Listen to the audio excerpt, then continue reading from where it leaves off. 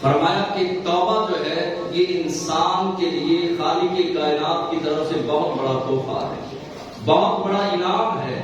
پہلی تو بات کہ بد نصیب آدمی کے دل کے اندر توبہ کا خیال ہی پیدا نہیں ہو سکتا، اور اگر توبہ کا خیال پیدا ہو بھی جائے تو رب اس کو توفیق نہیں دیتا۔ بد نصیب آدمی کو وہ آج کل اگر وہ لڑک پن کے اندر ہے تو کہے گا کہ جوانی کے اندر توبہ کروں گا، اگر جوان ہے تو وہ کہے گا کہ ابھی بہت سارا کمانا ہے، اپنا فیوچر بنانا ہے، مستقبل بنانا ہے، زندگی کو سنوارنا ہے، زندگی کو سنوارنے کے بعد اپنے جو ہے وہ توبہ کروں گا، مسجد ہوگی، مصلی ہوگا، لوٹا ہوگا، تسبیح ہوگی اور میں ہوں گا۔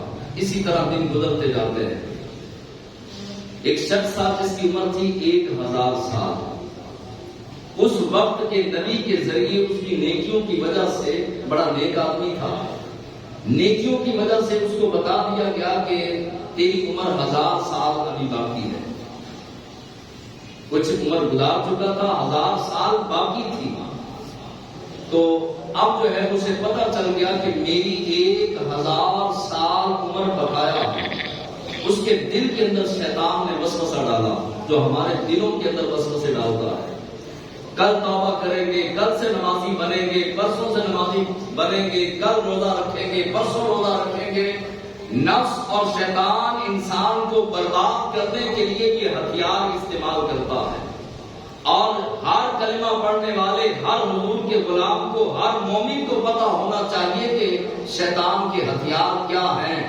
اگر ہتھیاروں کا پتہ ہوگا تو پھر ہم نفس اور شیطان سے بچ سکیں گے۔ یہ کل توبہ کریں گے، پرسوں کریں گے، اگلے سال سے نیکیاں کریں گے، عمرہ کر کے واپس آئیں گے تو پھر نیک بن جائیں گے۔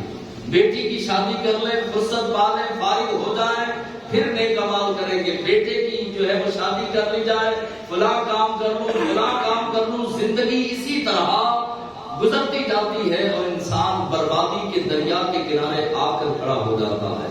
1000 سال عمر پائی، اور 1000 سال سے زائد 1000 سال کا پتہ چل گیا کہ آئندہ تیری ابھی بقایا 1000 سال ہے۔ اس نے کہا کہ میں 900 سال گناہ کر لیتا ہوں، اور آخری جو سال 100 سال بچے گا اس میں نیکیاں کروں گا، پرہیزگاری کروں گا، اللہ کی عبادت کروں گا، سجدے کروں گا۔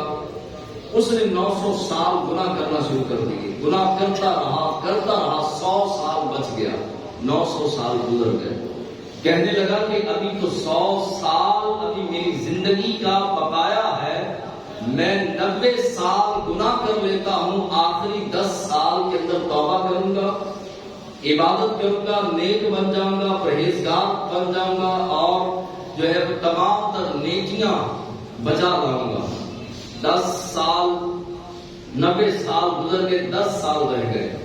کہنے لگا کہ 10 سال ہیں، میں 9 سال گناہ کر لیتا ہوں، آخری سال نیک بن جاؤں گا۔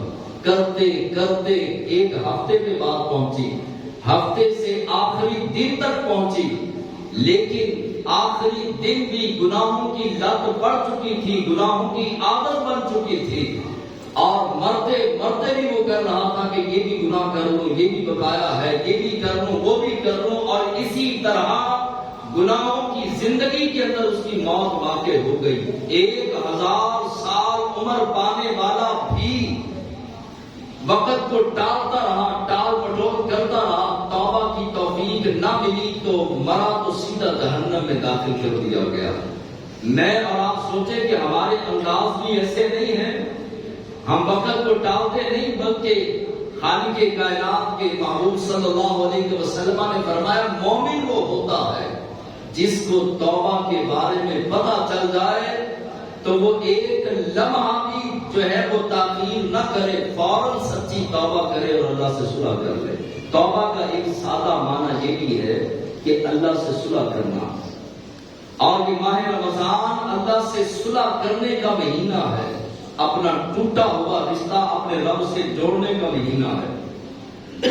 رب کتنا کریم ہے، یا ایھا الانسان ما غرک بربک الکریم، اے بھولے ہوئے مجرم لوٹا، اے انسان لوٹا، تجھے کس چیز نے مغرور کر دیا، کون سا نشہ تیری آنکھوں میں چھا گیا کہ اپنے رب کی رحمتوں سے دور ہو گیا؟ یا ایھا الانسان ما غرک بربک الکریم، آجا تیرا رب بڑا ہی کریم ہے، آجا آنا تیرا کام ہے، بخشنا تیرے رب کا کام ہے۔ رب تجھ پر اپنی رحمتوں کا می برسائے گا اگر تو دل سے آئے گا۔ توبہ توبہ کرنے سے توبہ نہیں ہوتی، بندہ زبانی کلامی توبہ توبہ، یا اللہ میری توبہ توبہ توبہ کرتا رہے تو اس طرح توبہ نہیں ہے، دل سے توبہ کی جائے۔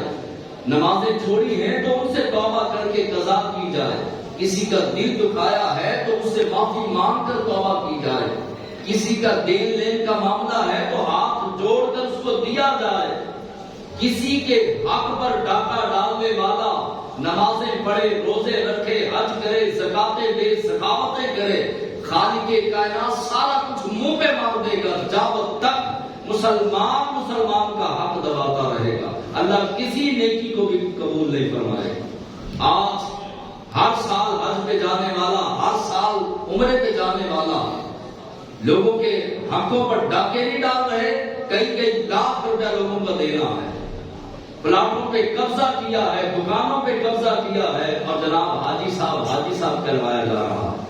کہلانے والا بھی بے وقوف اور ظالم، اپنی جان پہ ظلم کرنے والا اور کہنے والے بھی ظالم، جن کو پتا ہے کہ یہ ظالم آدمی ہے، یہ وہ بدبخت ہے جو مسلمانوں کے حق دبا کر بیٹھا ہے۔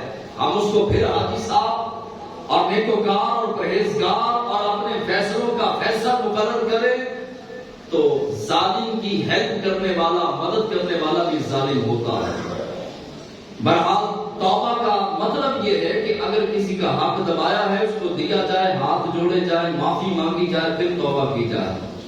اور توبہ کا معنی یہ بھی ہے کہ اگر کسی سے جھگڑا ہوا، کسی کو گالی دی، غیبت کی، اس سے معافی مانگی جائے۔ توبہ کا مطلب یہ بھی ہے کہ جس طرح ہم نے گناہ کر کر کے اپنے نفس کو قوی اور مضبوط کیا، اس کو نیکیوں کے ساتھ، پرہیزگاری کے ساتھ اپنے نفس امارہ کو کمزور کیا جائے۔ اور توبہ کا مطلب یہ بھی ہے کہ ایسی توبہ کی جائے کہ آئندہ گناہ نہ کرنے کا عزم مصمم کیا جائے، پکا ارادہ کیا جائے۔ جس طرح سے تھنوں سے نکلا ہوا دودھ، جانور کے تھنوں سے نکلا ہوا دودھ لوٹ کر تھنوں میں نہیں جا سکتا، سچی توبہ کرنے والا توبہ کرنے کے بعد گناہوں میں لوٹ کے نہیں جا سکتا۔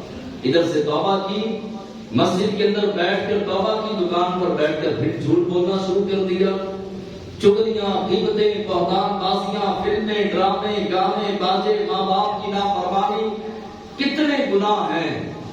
کبھی احساس پیدا ہوا کہ میں نے اس دنیا سے پلٹ کے لوٹ کے اس جہان فانی سے کوچ کر کے اگلے جہان حقیقی زندگی کے اندر جانا ہے، میں اس زندگی کی تیاری کروں، میں توبہ کروں، میں صاف ستھری زندگی گزارنے کی کوشش کروں۔ گناہ ہو جاتے ہیں لیکن گناہوں کے بعد گناہوں میں پڑے رہنا یہ جہالت ہے۔ فوراً توبہ کی طرف آ جانا، اور توبہ کا دروازہ اس وقت تک کھلا ہے جب تک ملک الموت ہمارے بیڑے میں نہیں آتے۔ جیسے ہی ملک الموت آ گئے تو اس کے بعد توبہ کا دروازہ بند کر دیا جائے گا۔